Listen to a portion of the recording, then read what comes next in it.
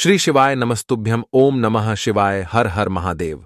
दोस्तों, स्वागत है आपका एक बार फिर से वास्तु विचार यूट्यूब चैनल पर। दोस्तों, 6 मई 2024 को है वैशाख महीने की शिवरात्रि। और वैशाख महीने की जो शिवरात्रि होती है, इसका हमारे हिंदू सनातन धर्म में बहुत ही बड़ा और विशेष महत्व होता है।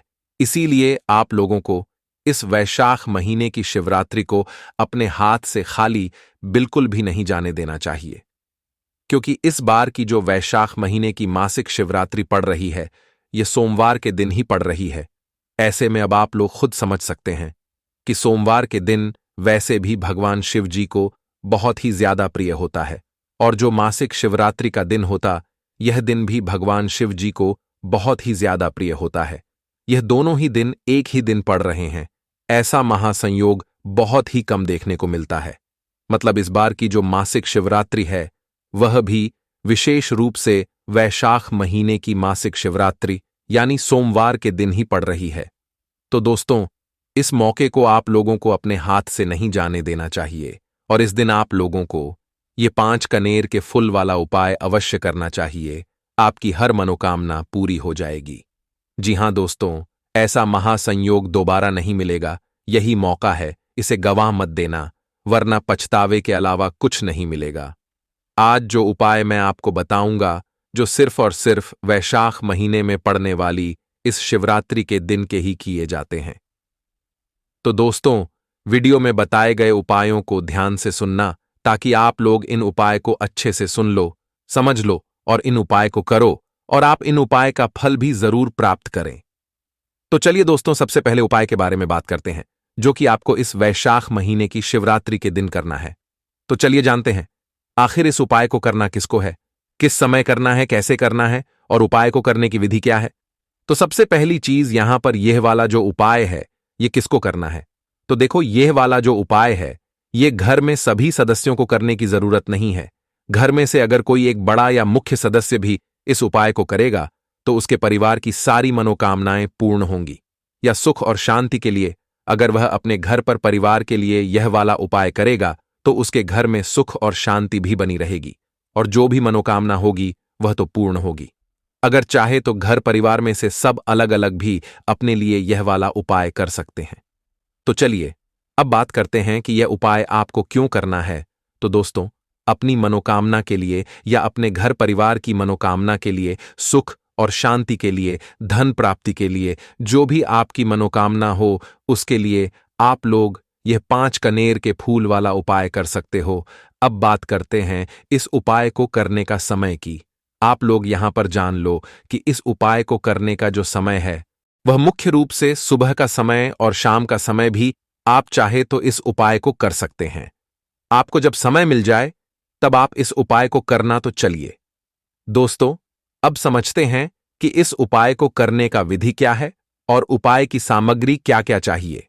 तो सबसे पहले चीज दोस्तों, हम आपके यहां पर बता दें, आपको इस उपाय के लिए 5 कनेर के फूल जुगाड़ करना पड़ेगा। तो सबसे पहली चीज, यहां पर आपको 5 कनेर के फूल लेने पड़ेंगे। जब आप फूल ले लेंगे, तब आप इस उपाय को कीजिए। इस उपाय को करते समय शुद्धता का विशेष रूप से ध्यान रखना।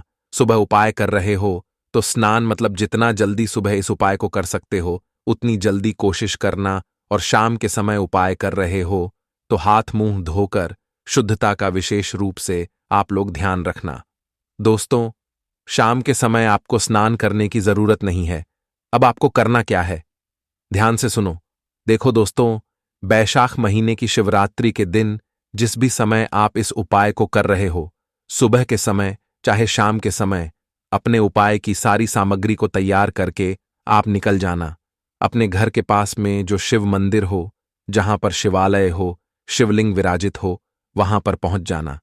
शिवालय जाते वक्त 5 कनेर के फूल लेने हैं और एक गोल बाती का घी का दीपक लेकर जाना है। यह विशेष रूप से उपाय की सामग्री है। इसके अलावा पूजन सामग्री, एक लौटा जल भी आप अलग से लेकर जा सकते हैं। अब सबसे पहले आप जैसे ही भगवान शिव जी के मंदिर पहुंचेंगे, तो सबसे पहले आप भगवान शिव जी के दर्शन करेंगे, और दर्शन करने के बाद ही इस उपाय को नहीं करना है, यह ध्यान रखें। सबसे पहले आपको पूजा अर्चना करना है, उसके बाद ही इस उपाय करना है। और इस उपाय के लिए अब 1 लोटा जल कम से कम लेकर जरूर जाना है। चैत्र नवरात्रि में भी जल चढ़ाने का विशेष महत्व होता है।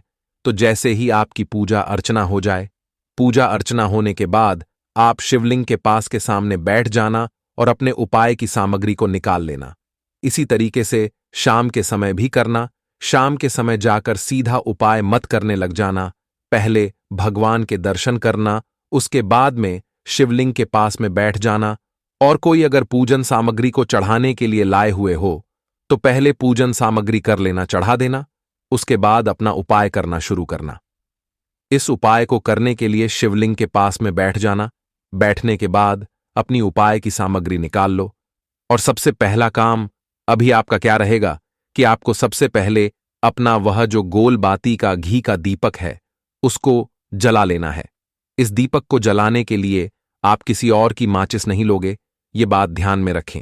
आप अपने ही घर से अपनी माचिस लेकर आओगे, घर पर भूल कर मत आना।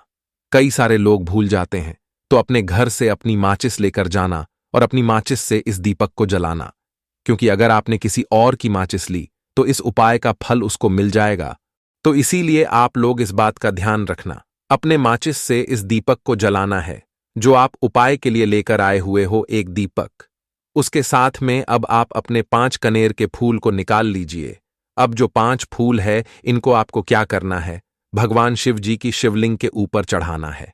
अब आप इन फूलों को एक एक करके भी चढ़ा सकते हो और एक साथ भी चढ़ा सकते हो। अगर एक एक करके अगर आप फूल चढ़ाओ तो ज्यादा बेहतर होगा। फूल को चढ़ाते वक्त फूल का खिला हुआ भाग आगे की तरफ रखना, इस बात का आप लोग थोड़ा बहुत ध्यान रख लेना है। तो 5 फूल जो हैं वो हम एक एक करके भगवान शिव जी की शिवलिंग पर चढ़ाते जाएंगे और बाद में भले ही वह शिवलिंग से जलाधारी पर गिर जाए, पर हमें अपने हाथों से शिवलिंग पर ही चढ़ाना है।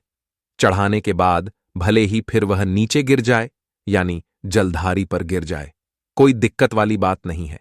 अब जैसे ही आप लोग अपने 9 फूल चढ़ा देते हो, उसके बाद पहले आप लोग अपना दीपक रखोगे, फिर शिवलिंग के पास में चाहो तो आरती उतार सकते हो, अन्यथा बिना आरती उतारे भी आप लोग शिवलिंग के पास में कहीं पर भी इस दीपक को रख सकते हो।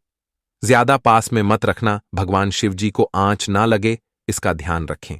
उसके बाद भगवान से प्रार्थना करना, अपनी वह मनोकामना बोलना जिस मनोकामना के लिए आप लोग यह वाला उपाय कर रहे हो। विशेष रूप से पहले दिन मनोकामना बोलना बहुत ज्यादा जरूरी है। मनोकामना बोलकर भगवान से प्रार्थना और विनती करके वहां से उठ जाना और सीधा अपने घर पर आ जाना। दोस्तों, यदि आप इस उपाय को सही तरीके से कर लेते हैं तो आपका वह परेशानी तुरंत खत्म हो जाएगा। तो यदि आपका भी कोई मनोकामना हो तो आप इस उपाय को एक पर अवश्य करना, और आप कोई परेशानी में हो, कोई संकट में हो, तो भी इस उपाय को आप एक बार जरूर आजमाएं। मैं 100% गारंटी देता हूं, आपकी हर मनोकामनाएं अवश्य पूर्ण होगी। दोस्तों, ऐसा मौका आपको बार बार नहीं मिलेगा, तो बताए ग्रे उपाय को करके आप अपनी समस्त मनोकामनाओं को पूर्ण कर सकते हैं। तो दोस्तों, उम्मीद करते हैं वीडियो में बताए गए उपायों को आप जरूर करिएगा और लाभ पाइएगा। धन्यवाद।